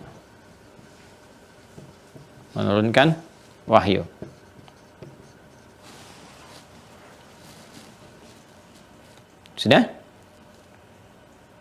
Baik. Nah, setiap nabi yang diutus untuk membawa risalah di bumi, mengajar, membimbing umat dan sebagainya, tentu akan ada wahyu yang turun ya kepada para nabi dimaksud. Yang ditugaskan oleh Allah Subhanahu wa taala untuk membawa, menurunkan wahyu itu, ini malaikatnya, malaknya namanya Jibril. Ya. Jelas? Malak. Tapi di dalam bahasa Indonesia diserap ke dalam bahasa Indonesia menjadi bentuk tunggal. Ya, tunggalnya malaikat. Ya, tunggalnya apa? Malaikat. Tapi kalau disebutkan malaikat bentuk tunggal, itu bahasa Indonesia. Kalau bahasa Arab atau bahasa Al-Quran, ya itu bentuknya jama'. Kalau tunggalnya berarti malak. Jadi kalau saya sebutkan malak, berarti yang saya maksudkan bahasa Al-Quran. Ya, satu tunggal. Ya, kalau saya sebutkan satu malaikat, saya Jibril, berarti yang dimaksud bahasa Indonesia ya. Supaya tidak bingung di awal ya. Baik, jadi ini teman-teman sekalian. Yang ditugaskan menurunkan wahyu kepada para nabi, rasul yang bertugas sesuai dengan ketentuan Allah. Ini malaikat yang kita kenal disebut dengan apa? Jibril alaihissalam. Nah, setiap dari satu malaikat itu menjalin hubungan dengan para rasul, para nabi. Ya, nanti misalnya ada nabi-nabi yang dekat hubungannya dengan malaikat A, malaikat B. Kita belum terangkan, tapi saya coba sedikit lompat. Seperti malaikat misalnya maut, ya, malakul maut. Malakul maut itu ada di Quran surah ke-32. Saya tempatkan nomor 3 lah, malakul maut kan. Malakul maut. Di Quran surah 32 ayat 11. As-Sajdah ayat 11, paling kanan sebelah bawah. Ya, qul yatawaffakum malakul mautil ladzi wukkila bikum. Jadi nanti ada yang sahabatnya dekat dengan malakul maut, ya. Seperti siapa misalnya? Nabi Musa dekat dengan malakul maut. Nabi Daud dekat dengan malakul maut. Jadi rasul di langit ya punya sahabat atau kedekatan dengan rasul di bumi, yaitu sudah biasa. Biasa kalau kita ngaji di kitab-kitab pun kita akan temukan, ya kan? Nah, tapi yang paling menarik, keistimewaan Nabi Muhammad SAW sebagai Rasul terakhir, termulia, yang paling lengkap, paling sempurna misi risalah dan keadaan dirinya sebagai manusia, juga sebagai Rasul, Nabi Rasul, menjadikan semua yang terkait dengan beliau. Ini dasarnya Nabi Muhammad. Menjadikan semua yang terkait dengan misi risalah beliau jadi mulia semua. Turun wahyu di satu malam, malamnya jadi malam Al-Qadar. Pahala jadi lebih daripada 1000 bulan. Turun di hari Jumat, Jumat jadi Sayyidul Ayyam. Turun di Ramadan, Ramadan jadi Sayyidus Syuhur. Ya, penghulu di antara sekian bulan. Termasuk ketika ditugaskan malaikat Jibril ini untuk menurunkan wahyu, statusnya naik menjadi pemimpin para malaikat. Ruhul Amin, ya, Ruhul Amin. Di antara sekian banyak yang terpercaya malaikat itu, ya, yang paling luar biasanya menjadi pemimpin itu jadi malaikat Jibril. Jadi ketika malaikat Jibril ditugaskan oleh Allah menurunkan wahyu ke Nabi Muhammad seperti nabi-nabi lain menerima wahyu, pada saat yang bersamaan ini ya kedekatannya ini menjadi lebih lekat dengan Nabi Muhammad. Lekat, Nabi talaqi Quran, diajarkan, pernah dipeluk di awal wahyu dan sebagainya dan seterusnya gitu kan. Ya, dengan izin Allah Subhanahu wa taala. Maka ketika melekat dengan Rasulullah naik status jadi ar-ruh, pemimpin para malaikat. Di antara sekian malaikat pemimpinnya ini. Pemimpin para malaikat. Ya. Coba lihat di surah Al-Qadar. Ketika Allah menyebut malaikat, dipisahkan sendiri Jibril. Nama lainnya Ar-Ruh. Ar-Ruh. Ar-Ruh. Sudah? Baik, karena nanti ada yang bentuknya wahyu, ada yang ditugaskan juga oleh Allah meniupkan roh dan sebagainya ada. Ya, wa nafakhtu fihi min ruhi. Ya, dan aku tiupkan roh, diperintahkan malaikat. Kata Nabi nanti di dalam satu hadisnya, di Al-Arba'in nomor hadis yang keempat, ya, wa yursalu ilaihil malak fayanfukhu fi ruh. Diutus satu malaikat dan ditugaskan untuk meniupkan roh, ya kan? Nah, nama malaikat Jibril sendiri ar-ruh. Ar-ruh, tanazzalul malaikatu war-ruhu fiha. War-ruhu fiha. Jadi disebutkan para malaikat sekaligus pimpinannya itu malaikat Jibril. Malaikat Jibril itu kan hanya turun, teman-teman sekalian, untuk menurunkan wahyu. Selesai fasenya. Cuma di malam Al-Qadar ini turun, memimpin para malaikat semua untuk turun. Ya, kalau sudah semuanya turun dan kita tahu ilmunya, oh kita manfaatkan habis tuh malam itu. Ada untuk berdoa, untuk istighfar, karena semua jenis malaikat turun. Nanti kan ada malaikat yang ditugaskan untuk memohonkan ampunan, mengaminkan doa, macam-macam. Tupoksinya itu aja. Malaikat-malaikat itu turun di malam Al-Qadar. Sampai di tafsir-tafsir disebutkan kan, saking banyaknya sesak di bumi sampai tenang keadaan. Jadi kalau saya punya kelereng satu, saya gini kan bunyi kan. Ya, karena belum hampa tuh, masih banyak ruang. Tapi kalau saya kumpulkan semua sampai penuh, nggak ada sekat lagi, sudah sunyi itu, diginikan pun nggak ada bunyi. Makanya tanda malam Al-Qadar kalau ditemukan besok harinya keadaannya atau malamnya tenang, anginnya nggak berisik, pohon-pohon diam, tunduk dan sebagainya. Kenapa? Karena secara spiritual kita memahami informasi dari Al-Quran, malaikat pada turun sehingga menutup semua celah-celah, kata para mufassir, di bumi ini. Tenang, teduh, nyaman, ada kenikmatan, kedamaian gitu. Karena banyak yang turun, termasuk ini Jibril. Ya, jadi fungsi pertamanya ini untuk menurunkan wahyu.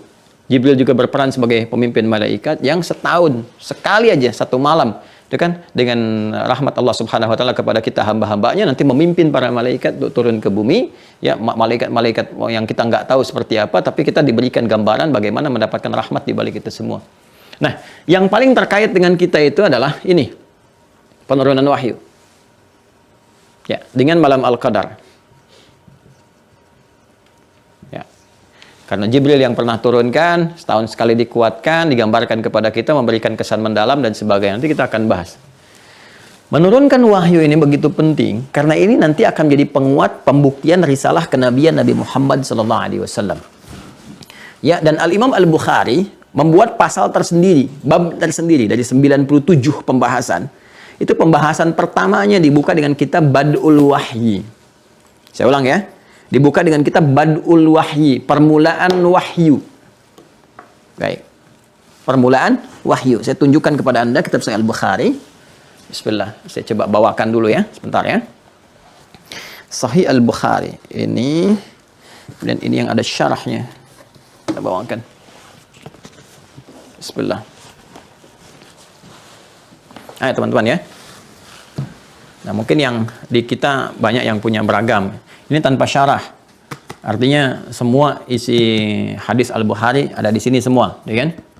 Nah ini ya. Ini yang ada syarah. Ini syarahnya nggak terlampau banyak ya, yang sedang gitu. Kalau kita syarah itu penjelas. Maksudnya ini nggak terlalu banyak, sedang. Makanya ini ada 4 jilid ya, 3-4 jilid.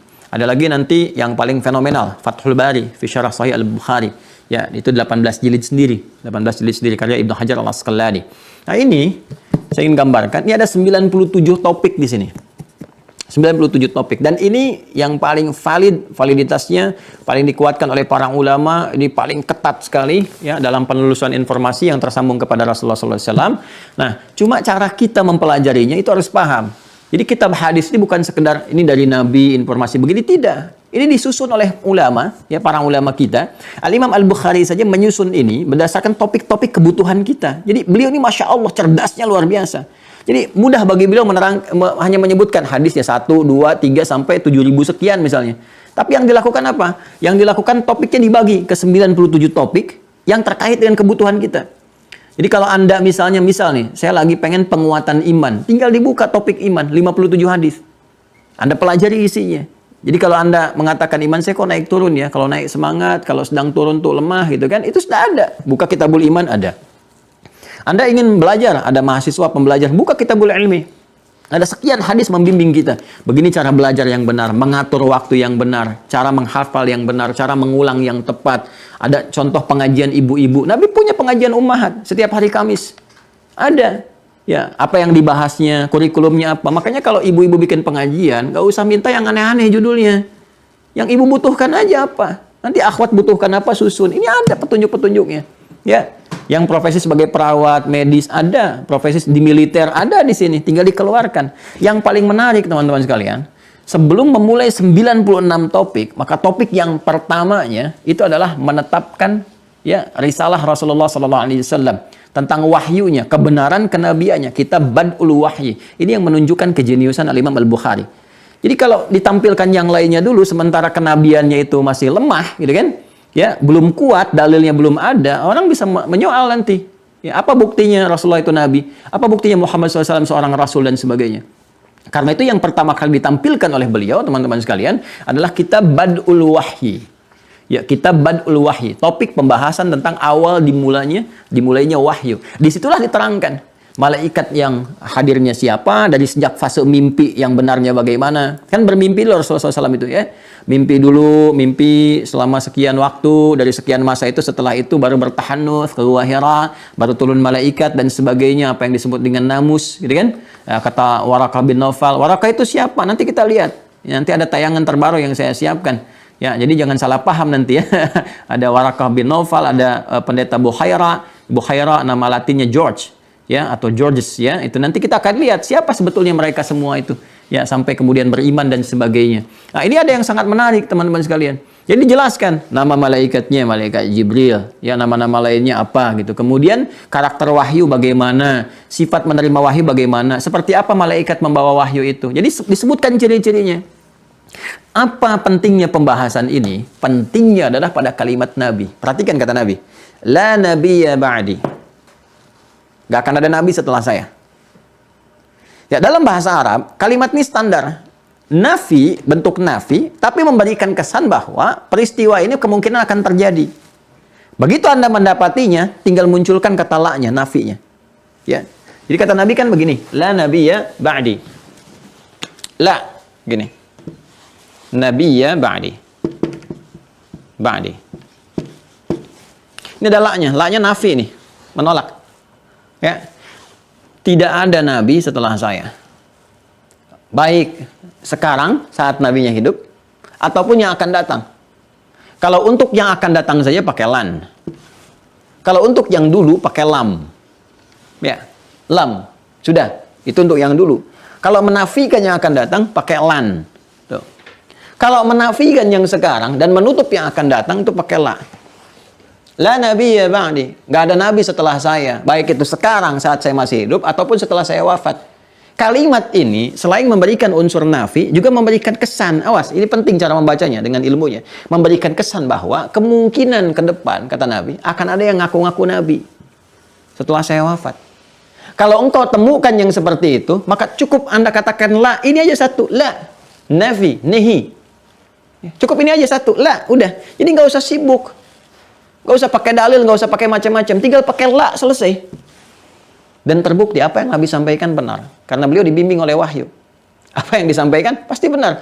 Makanya sejak Nabi wafat, begitu selesai Nabi SAW risalahnya meninggal dunia, muncul tuh. Musailamah ngaku, kan saya Nabi. Ya, Muhammad SAW punya surat Al-Fil, saya pun punya. Al-Fil, khurtumuhu tawil, fil gajah, belalainya panjang dan sebagainya. Ini muncul nih pengakuan-pengakuan ini.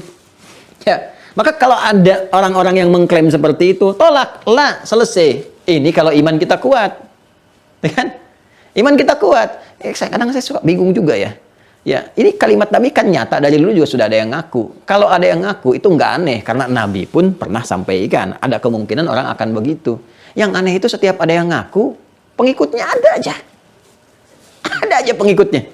Setiap ada yang ngaku Nabi ada aja. Jadi kalau sekarang ada yang ngaku maksudnya Nabi ke-26 misalnya kan, ya dan sebagainya. Ada yang ke-27, ada yang sebelumnya ngaku, itu katakan Anda telat. 15 abad yang lalu pun setelah Nabi wafat ada yang ngaku.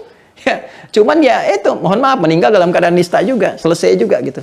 Ya. Nah, nanti kalau masih ngeyel-ngeyel, nunjukkan ini, nunjukkan itu. Ini saya buktinya Nabi, saya punya kuasa ini, kuasa itu. Pembuktiannya apa? Maka Al-Imam Al-Bukhari memberikan sebuah bab tersendiri. Kita bad'ul wahyi. Ini kalau kamu Nabi ngaku, berarti kamu punya wahyu. Untuk dapat wahyu itu, berarti nggak ada malaikat lain kecuali Jibril. Karakter Jibril itu begini kalau menurunkan wahyu.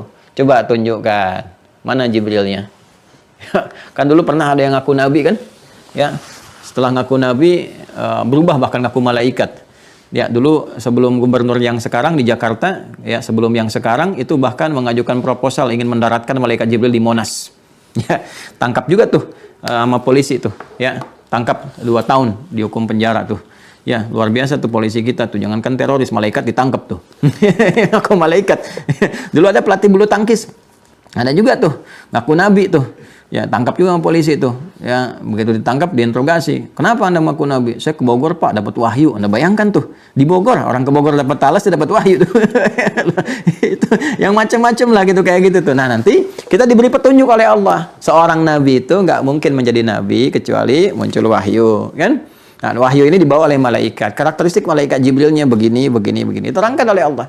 Ya, dari mulai ini ada yang fasenya mendengar suara-suara, tanda-tandanya begini.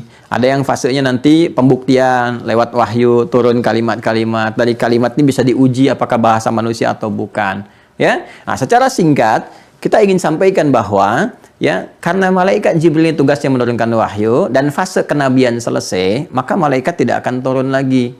Ya, apa kepentingannya bagi kita? Karena tidak akan turun lagi untuk menurunkan wahyu, tugas pokoknya menurunkan wahyu, maka nggak akan ada nabi lagi. Karena itu kalau ada yang ngaku-ngaku nabi, selesai aja, udah tolak lah. Nggak usah capek-capek. Ya, kalaupun ada yang sekarang bilang, saya nabi, gini, saya udah lah, selesai. Karena tugas malaikat, kalau kita kenal, kita ini beriman. Makanya simpul imannya penting dikuatkan pada jiwa kita. Kalau udah kuat imannya, paham ilmunya seperti ini, setiap ada yang ngaku nabi, kita langsung tolak aja. Ini yang lemah-lemah iman yang muncul. Saya nabinya nabi baru nih, Ahmad, lahirnya di India, gitu kan, muncul golongan. Ini lampu muncul lagi nih, namanya aja unik nih, Zhang, gitu kan. Nanti pengikutnya disebut Zhangiyah, gitu. Ada ini muncul itu, muncul ini. Udah, bagi kita orang beriman selesai. Dari dulu 15 abad, Nabi ngasih kita satu kata aja, lah, dah, cukup. Kalau mau didalami, ya tanya malaikatnya mana, buktinya mana, mukjizatnya mana, dan sebagainya. Ini pembukanya kita bad'ul wahyi. Setiap nabi punya mukjizat, setiap nabi ada malaikat, karakteristiknya begini, begitu, dan sebagainya. Itu yang bisa dihadirkan. Hanya penutupnya adalah malaikat Jibril tugasnya oleh Allah hanya diberikan untuk menurunkan wahyu setelah Rasulullah SAW selesai paripurna, ya, meninggal dengan kemanusiaannya, mewariskan risalahnya kepada kita sampai dengan kehidupan kita berakhir, maka malaikat Jibril pun tidak menurunkan wahyu lagi. Jadi nggak ada sekarang nabi-nabi. Penutupnya sudah Nabi Muhammad SAW. Selesai sampai sini. La. Lalu apakah kemudian masih turun? Masih malaikat Jibril cuma sekali saja untuk menegaskan risalah kenabian Rasulullah Muhammad SAW. Ya, setahun sekali. Kapan? Malam Al-Qadar. Di mana dalilnya? Quran surah 97 ayat yang pertama. Dengan turunnya malaikat Jibril itu dan mengagungkan malam itu menjadi Al-Qadar, pahala makin banyak. Jadi malaikat Jibril ditugaskan oleh Allah sekali dalam setahun itu, malam Al-Qadar, untuk turun. Malam Al-Qadar, mimpin para malaikat. Untuk apa? Menguatkan risalah kenabian Muhammad SAW. Ya, jadi bukan menurunkan wahyu lagi. Setahun sekali ini cari nabi baru. Tidak, nggak ada maksiat, takwa aja. Hanya menguatkan risalah Nabi Muhammad. Menguatkan risalah Quran. Memberikan gambaran kepada kita bahwa bagaimana Rasulullah setiap Ramadan bertalaki kepada malaikat Jibril. Ya, mendapatkan kemudian bimbingan wahyu dan sebagainya. Dan seterusnya. Jelas ya? Nah, ini yang penting bagi kita. Jadi kalau kita sudah belajar tentang malaikat pertama, malaikat Jibril, tugasnya menurunkan wahyu. Wahyu diturunkan kepada para nabi. Nabi terakhir Nabi Muhammad, selesai. Jadi nggak ada lagi malaikat Jibril menurunkan wahyu lagi karena sudah selesai tugasnya. Jadi kalau ada yang mengaku nabi, kita langsung tolak. Yang kedua, malaikat Jibril ar-Ruh turun. Ya, sekali aja dalam setahun, yaitu malam Al-Qadar, memimpin para malaikat untuk menguatkan risalah Nabi Muhammad SAW, sekaligus membawa keberkahan di malam Al-Qadar itu yang melahirkan pahala lebih daripada 1000 bulan. Jelas ya? Baik. Kalau sudah jelas, teman-teman sekalian, sudah dipahami, sekarang bagian ketiga yang terkait dengan malaikat Jibril. Ini bahasan yang terkorelasikan, tapi sangat penting bagi kita dalam manhaj menghafal Al-Quran. Ya, sekarang buka Quran surah ke-75. Ini penutupnya ya, malaikat Jibril. Ke-75. Ayat 16 sampai 18. Ayat 16 sampai 18. Ini kisah tentang tugas malaikat Jibril yang menurunkan wahyu atas perintah Allah kepada Nabi Muhammad. Nah, saat proses penurunan ini ada pesan mendalam, pembelajaran untuk kita. Ini yang kita bahas. Sebetulnya babnya bukan akidah, tapi saya ambil karena terkait dengan malaikat Jibril. Ya, dan di sini kita akan lihat bagaimana penilaian dari malaikat kepada Rasulullah dan atas perintah Allah terjadi sesuatu. Ya, Quran surah 75 ada? Ayat 16 sampai 18. Bunyinya a'udzubillahi minasyaitonir rajim, la tuharrik bihi lisanaka lita'jala bih. Inna 'alaina jam'ahu wa qur'ana. Fa idza qara'nahu fattabi' qur'ana. Ada ayatnya? Oke, baik. La tuharrik bihi lisanaka lita'jala bih. Ini agak tinggi ya, saya coba sederhanakan mungkin. Jangan kamu cepat-cepat gerakan lisanmu ya untuk bisa menghafalkannya dengan ikhtiarmu. Jadi ini seperti saya pernah sampaikan, kebiasaan penghafal Quran fitrahnya ingin cepat hafal, ya, gerakan cepat, alif lam mim alif lam mim alif lam mim, cepat seperti itu ya. Apa yang terjadi? Ya, yang terjadi adalah la tuharrik bi lisanaka lita'jala bi. Nah ini yang paling menarik nih. Inna alaina jam'ahu wa qur'ana. Kami akan menghimpunnya dalam jiwamu, ya kan? Lalu membimbing engkau ya dengan bacaan. Ditugaskan malaikat untuk membacakan kepada Rasulullah. Begitu dibacakan sekali baca, Nabi mendengar, diikuti langsung tertanam di jiwanya. Ya, fa idza qara'nahu, dan apabila kami perintahkan nanti, ya Allah dengan keagungannya, nah di situ ta'zimun nafsi. Dengan keagunganku aku perintahkan kepada Jibril untuk dibacakan, ya. Itu yang turun langsung lewat malaikat, ya. Yang langsung lewat malaikat dari fase-fase wahyu. Jadi begitu diturunkan, malaikat bacakan, diperintahkan oleh Allah, Jibril bacakan, dibacakan oleh malaikat. Begitu dibacakan oleh malaikat, ya, fattabi' qur'ana, ikuti aja bacaannya. Begitu diikuti, tertanam dalam jiwa. Baik ya? Ya, ini sampai di sini. Ini baru terjemahan nih. Nah, ada sesuatu yang sangat menarik teman-teman sekalian. Nah, fase ini kan setelah turunnya surah Al-Alaq. Ya, Al-Alaq. Yang Quran surah 96 ayat 1 sampai 5 itu. Coba pindah dulu ke Quran surah 96 ayat 1 sampai dengan 5. Ini saya mau ajarkan satu rahasia dalam hafalan Quran yang terambil dari isyarat Quran sendiri terkait dengan tugasnya Jibril alaihissalam. Ada Quran surah ke-96 Al-Alaq ayat 1 sampai dengan 5. Kita hafal insyaallah. Iqra bismi rabbikal ladzi khalaq. Khalaqal insana min 'alaq. Iqra wa rabbukal akram alladzi 'allama bil qalam. 'Allamal insana ma lam ya'lam. Kalau kita buka dalam keterangan sejarah, bahkan di kitab-kitab hadis, saat wahyu pertama diturunkan, Iqra, ya malaikat diperintahkan oleh Allah, Iqra, kata Jibril. Apa jawab Nabi Muhammad SAW? Ma ana biqari. Diterjemahkan, saya nggak bisa baca. Ingat ya, kalimatnya ma ana biqari. Nabi tidak mengatakan ma qara'tu, saya nggak bisa baca. Tapi ma itu kemudian dikuatkan dengan ba. Kalau ma ketemu dengan ba, ya, ma itu teman-teman sekalian, itu kalau ketemu dengan ba, itu maknanya taukid, penguat. Sama seperti laisa ketemu dengan ba. Alaisallahu bi ahkamil hakimin. Ya, di surah At-Tin, Allah bisa mengatakan alaisallahu ahkamal hakimin, tapi pakai ba. Alaisallahu bi ahkamil hakimin. Itu penguat, taukid, untuk menunjukkan kesungguhan, benar-benar. Kata Nabi, saya benar-benar nggak bisa baca. Ma'ana biqari. Diulang 2 kali. Iqra, ma'ana biqari. Yang ketiga, dipelukan oleh malaikat, diberikan kekuatan, dengan setelah itu turun wahyu. Iqra bismi rabbikal ladzi khalaq. Perhatikan kalimatnya. Begitu lengkap kalimatnya. Iqra bismi rabbikal ladzi khalaq. Coba lihat mushafnya. Lihat mushafnya baik-baik. Perhatikan. Ba-nya itu ada alifnya. Ada alif ke atas. Setelah itu sin, mim. Bandingkan dengan bismillah. Alifnya nggak ada. Kalau kita nulis bismillahirrahmanirrahim, ba langsung ke sin kan? Alifnya hilang kan? Ya kan? Nah, sekarang pertanyaannya, kenapa di situ ada alifnya? Ya, kalau kita belajar ilmu rasam Quran, ya, penulisan Al-Quran, nanti baik di masa sahabat Abu Bakar, diteruskan nanti dihimpun kembali di masa Utsman, yang terakhir itu kan saat dikumpulkan, dikopi ya semua, ya, dengan tulisan lagi, karena belum ada mesin fotokopi waktu itu, ya, kan? Ditulis, disalin ulang, dibagikan ke 5 tempat yang utama. Itu Anda bisa perhatikan, kenapa yang di sini misalnya ada alifnya, di sini nggak ada. Kenapa tulisan Ibrahim di sini ada ya-nya, di sini pakai alif gitu kan, dan sebagainya. Itu ada hikmahnya. Ada hikmahnya. Selain nanti menunjuk kepada unsur bacaan yang mewakili semua riwayat, ya, Maliki Yaumiddin, kenapa di situ mimnya nggak ada alifnya tapi langsung lam, langsung kaf. Terus ada tanda fathah tegak di atasnya, ayat Al-Fatihah ayat 4, Maliki Yaumiddin, mim ada fathah tegak, lam kaf, gitu kan? Karena bisa dibaca 2 riwayat, bisa panjang Maliki Yaumiddin, bisa pendek Maliki Yaumiddin. Nah, ada lagi hikmahnya, hikmah tafsir. Di antaranya apa? Kenapa Iqra bismi rabbikal ladzi khalaq? Iqra bismi, gitu kan? Nah, itu alif, kenapa ada alif? Yang paling menarik harokatnya kasrah. Kalau ada harokat kasrah, alifnya sebetulnya nggak harus muncul. Walaupun dia hamzah wasol, bisa dihilangkan. Bisa hilang. Karena alif itu pasangannya fathah. Tapi di sini ada alif.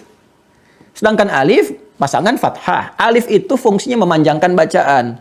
Fatahah, pendek. Setelah fa ada alif, bagi panjang. Fa, 2 harakat. Ya kan? Misalnya mim, fa, ta, ada alifnya. Dibaca miftahun. Ya, alif fungsinya memanjangkan bacaan. Dalam fikih lughah, kalau kita belajar fikih bahasa, saya di bahasa Arab spesialisasinya, ya kan? Ya, untuk mendukung pemahaman kepada Al-Quran, saya mendalami di bahasa Arab. Ya, nah yang paling menarik, kalau ada alif, ya itu secara fikih lughah bisa dimaknai bahwa sesuatu yang berlangsung itu tidak singkat, ada proses, ada panjang. Kadang-kadang berliku gitu. Jadi kalau misalnya Anda menemukan kata panjang, ini bukan menunjukkan harokat saja, dibaca panjang, bukan. Tapi peristiwa yang disampaikan itu bukan peristiwa yang singkat. Ada proses, sesuatu yang bertahap, kadang-kadang berliku. Itu disimbolkan dengan alif. Kalau banyak, nanti melibatkan banyak orang dengan wau. Ya kan? Ya, kalau sesuatu ini kemudian seringkali melahirkan kelembutan, atau sesuatu yang cepat hilang, atau yang bergeser menjadi kecil, ya pakai kasrah, pasangannya ya nanti. Makanya ya berpasangan dengan kasrah, waw berpasangan dengan dhammah untuk mengangkat jadi banyak. Dhammah itu in dhamma, jadi banyak, ya. Itu derajatnya tinggi, rafa, karena semakin banyak semakin terangkat. Itu ada ilmunya. Nah, sedangkan alif pasangannya fathah. Sesuatu yang terbuka untuk membuka jalan karena prosesnya agak panjang. Ya, itu asalnya. Ya, falsafah bahasanya demikian maknanya. Nah, tapi persoalannya, kenapa harokatnya kasrah tapi ada alifnya? Untuk memberikan kepada kita kisah ini di awal mula wahyu turun. Jadi begitu wahyu diturunkan, jangan dikira Nabi langsung bisa mengikuti bacaan. Nabi mengatakan, saya nggak bisa baca. Saya nggak bisa baca, gitu kan. Maka cuma ditunjukkan dengan 1 huruf saja. Nih prosesnya. Maka dipeluk oleh malaikat, disampaikan. Ya, kamu telah dipilih, ditetapkan Allah sebagai Nabi, sebagai Rasul. Oleh Allah.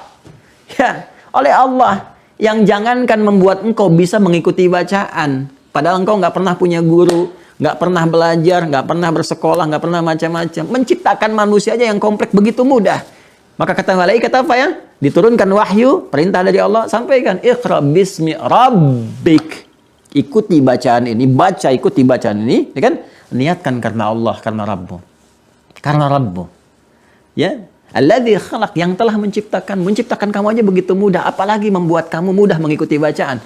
Ya, kamu nggak usah ikuti. Ya, aku yang tanamkan, kata Allah tuh. Malaikat begitu diperintahkan, makanya ketika Nabi bersemangat dengan itu, ingin mengikuti, ingin cepat-cepat, diikutin pengen cepat. Tapi Allah berkehendak lain. La tuharrik bihi lisanaka lita'jala bihi. Kata Allah, kamu manusia mulia, manusia yang terbaik.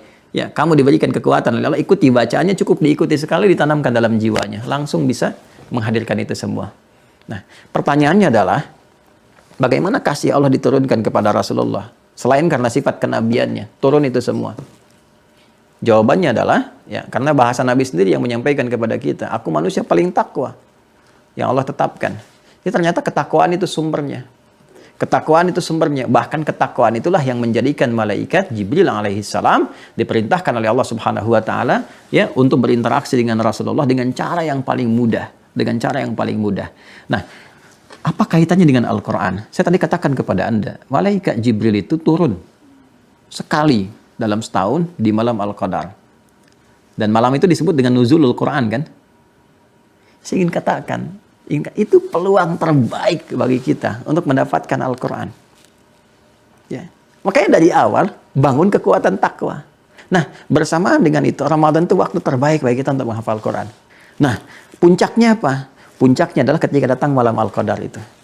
Ketika bersamaan dengan malam Al-Qadar, di situ Anda sudah mulai berusaha menghafal dan memohon kepada Allah. Bukankah malaikat pada turun? Termasuk malaikat Jibril yang menjadi roh pemimpin para malaikat saat tanazzalul malaikatu warruhu fiha. Malaikatnya turun.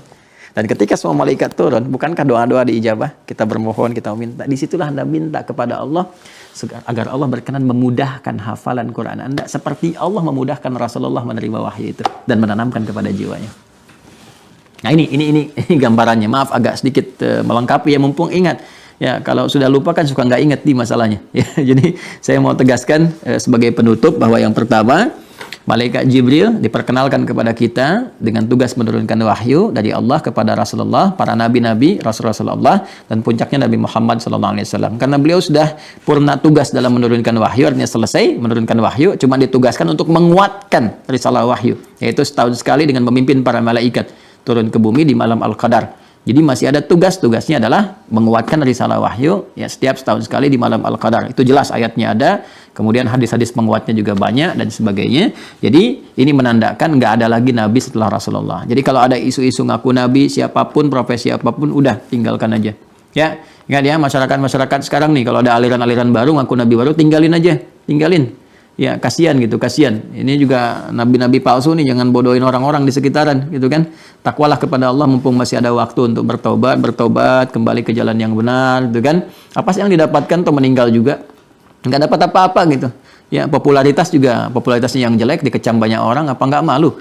Nggak malu kan orang tua Anda juga malu gitu kan, kerabat malu, dicela di mana-mana, hidup nggak tenang. Sampai ngungsi, pindah sana, pindah sini. Kok saya heran ya, gimana berpikirnya? Anda kan nggak tenang, pindah sana, pindah sini, cari orang, kecam orang, mau ditangkap orang. Tuh masih aja dipertahankan, ini kan nggak sehat namanya gitu.